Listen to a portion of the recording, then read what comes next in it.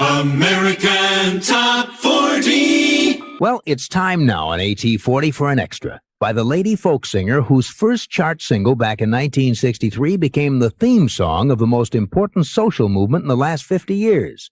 The song, We Shall Overcome, sung by Joan Baez.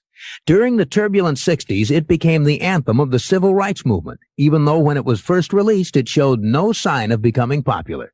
It stayed on the national chart for only a week, way down there at number 90.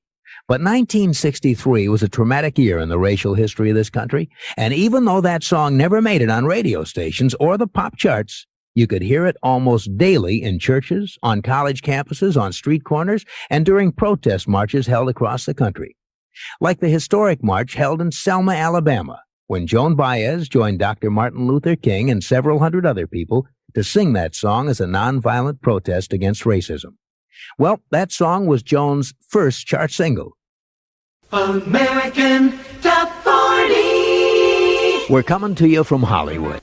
Now, listen to this. We shall overcome. We shall overcome.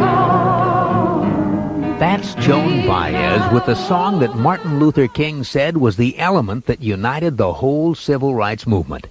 But the words and the music of We Shall Overcome were not written for one another.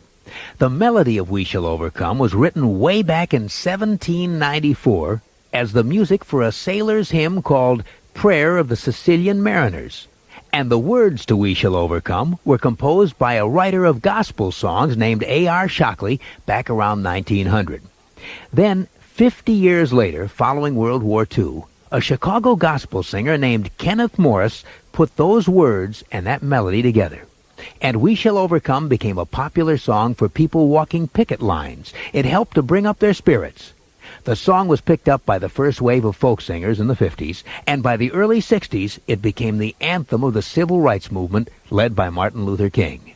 And that's the story behind one of the best-known protest songs of all time, the classic We Shall Overcome. Another page from the AT40 Book of Origins.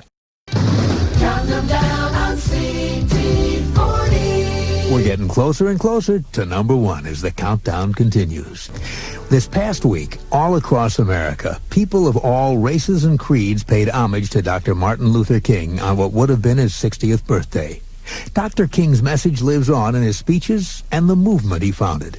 And it also survives in a song that became the anthem for the civil rights movement. It's a song that was actually born 200 years ago as a prayer for Italian sailors.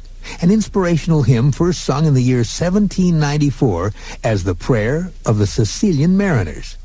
And over the next 100 years, it traveled to America with the first wave of Italian immigrants, where its haunting melody turned up in a number of different hymns.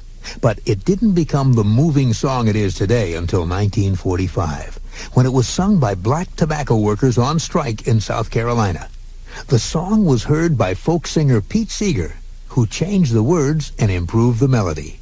20 years later, it became the rallying cry of the civil rights movement, and in its way, helped change the flow of history. Here's a piece of that song. We shall overcome someday. The Joan Baez version of We Shall Overcome. Writer Pete Seeger stipulated that all the royalties he earned from We Shall Overcome should go to the civil rights movement. And Dr. Martin Luther King said that song gave the movement the unity it needed. We Shall Overcome has been a great civil rights anthem. And on the anniversary of his birth, a powerful reminder of everything Dr. Martin Luther King stood for. I'm Casey Kasem.